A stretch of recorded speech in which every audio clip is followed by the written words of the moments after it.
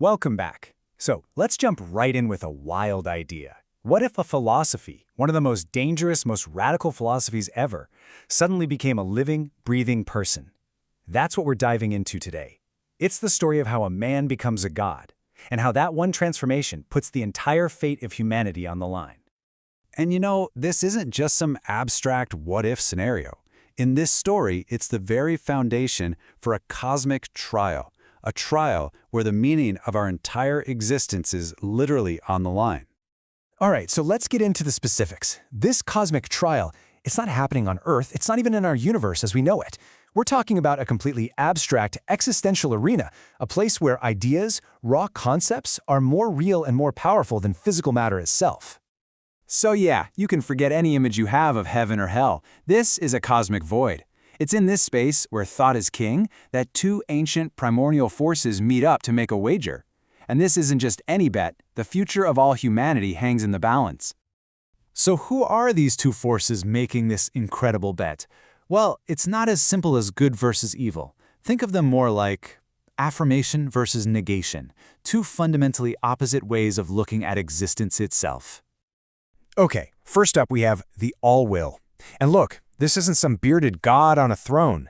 It's more like a law of nature, like gravity, but for existence itself. It's completely indifferent, totally amoral.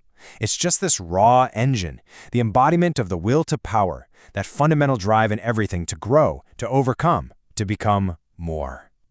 And on the other side of the table, Mephistopheles, the spirit who denies. But again, don't picture some cliché demon with horns. No, he's a slick, cynical guy in a sharp business suit. He's the perfect symbol for modern doubt, for weakness, for choosing the comfortable lie over the hard, brutal truth every single time. So here's the bet they make. Mephistopheles is convinced that Nietzsche's whole philosophy is just a front, a hollow grab for power. He bets that in the end, the man will break and come crawling back, begging for simple human comfort. But the all-will? It sees something else. It bets that Nietzsche represents true, untapped potential. That once he's transformed, he'll actually embrace what it calls his terrible freedom and live authentically. And the person at the very center of this cosmic gamble is the philosopher Friedrich Nietzsche. Which brings up a huge question, right? Why him? Out of everyone in all of human history, why pick this frail, sickly 19th century scholar for a test that could literally rewrite reality?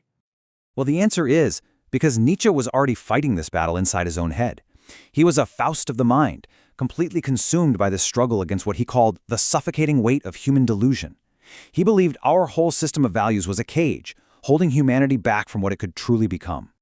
And you know, his personal struggle, his intense suffering, it was seen in two totally opposite ways by our cosmic gamblers. Mephistopheles looked at him and saw proof of failure, but the all-will looked at the exact same man and saw the very first signs of a major breakthrough. Yeah, the all-will didn't see madness at all. It saw a divine frenzy. It saw a man staring straight into the abyss of existence and refusing to blink. For the all-will, this pain wasn't a bug, it was a feature, the absolutely necessary first step towards becoming something more. So this incredible inner turmoil, this divine frenzy, it basically primed him. It set the stage for a transformation that was about to take his philosophical ideas out of the books and make them terrifyingly real. Now, his apotheosis, his transformation into a god, it wasn't some kind of miracle from the heavens. No, it was ignited by a collision between two massive forces, the arrogance of humanity and the cosmic truth of the will to power that was already sleeping inside him. Let's start with human arrogance part. You've got scientists creating something called Project Zarathustra. They were literally trying to weaponize Nietzsche's philosophy, to engineer their own super being, but they had no idea what they were really playing with. Their fancy gamma energy tech? It was just a doorway, a conduit. Because the real catalyst, the true engine of this change, was Nietzsche's own inherent will to power.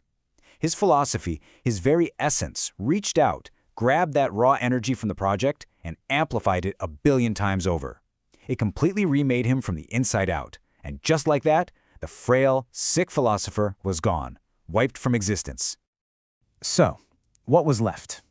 What stood in the smoking ruins of that lab, in a place where a man used to be? What is the result of such an explosive, reality-bending transformation? In his place, a new being, the Übermensch, the Overman. He isn't Friedrich Nietzsche anymore. He is Wotan.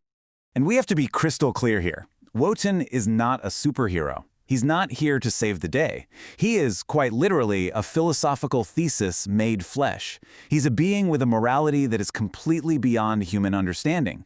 He operates, as the text says, without compassion, without limits. He doesn't follow laws, he makes them. His entire existence is a total severance from the human condition he left behind. He is absolutely terrifyingly free. He's a creator of new values, not just a pawn of the old ones. And his purpose? It's not to save us, it's to go beyond us. But here's the twist. This mind-blowing transformation, it didn't settle the bet. Oh no. In fact, it just kicked off the final and most important phase of the whole cosmic experiment. You can just imagine Mephistopheles' reaction. He's horrified. He doesn't look at Wotan and see some enlightened, transcendent being. He sees a monster, a tyrant of the will, a force of nature that is completely and utterly beyond his control. And that right there is the key. The debate is over. The abstract philosophical arguments are done. Nietzsche's potential is now a living, breathing, incredibly powerful reality. The test has moved from the realm of ideas to the realm of action. So this leaves us with the ultimate question, the one that the whole wager now rests on. Will this new god actually live by his own radical philosophy? Will he embrace that terrible freedom? Or will he fall back into the weakness that Mephistopheles bets is at the core of every living thing? And with that, the cosmic stage goes dark. The two great forces fall silent. All that's left is Wotan, standing alone.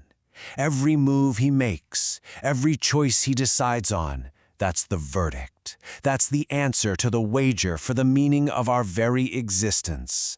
Because now, the proof is in the living.